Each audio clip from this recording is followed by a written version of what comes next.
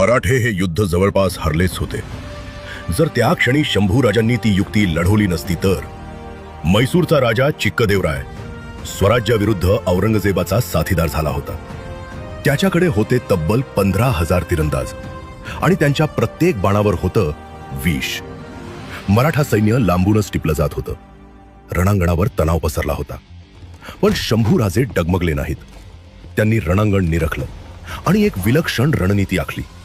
मराठा सैनिकांना चामडी जॅकेट घालायला लावले आणि त्यावर तेल फासलं.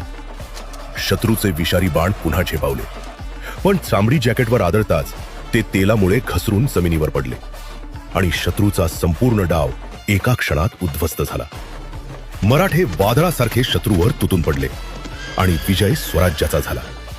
शेवटी चिक्कदेवरायला स्वराज्यापुढे नतमस्तक व्हावं लागलं आणि द्यावा लागला 1 कोटी सोन्याच्या नाण्यांचा दंड. पण या युद्धात शंभूराजांनी आणखी एक थरारक युक्ती लावली होती.